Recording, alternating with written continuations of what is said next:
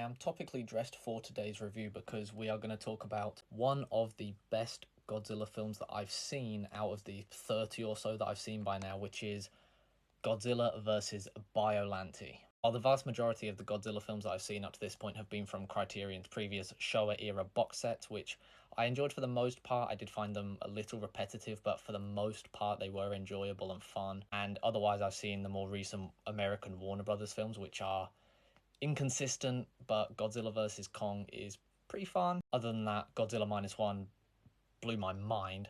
This is the first film that I've seen beyond that, and if this is a reflection of the outlying Godzilla films, the ones that aren't as popular, I'm really excited to kind of delve into that area more because this film was fantastic. I'm really surprised by the visual qualities of it. I thought that the monster design was fantastic.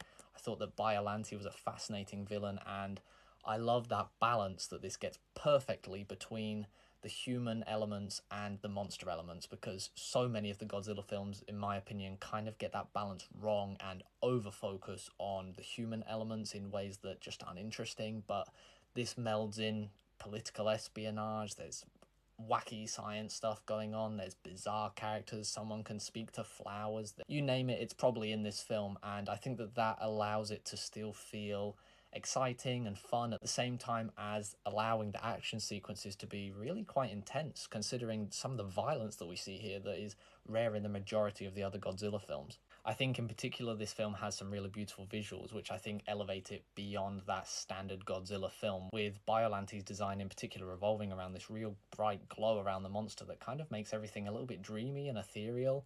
It's interesting, and I haven't seen that done in any of the other Godzilla films that I've seen up to this point, but I do think it adds a certain something, especially during some of those fight sequences, which utilise some really impressive practical effects that have aged wonderfully and have been brilliantly restored by this particular release.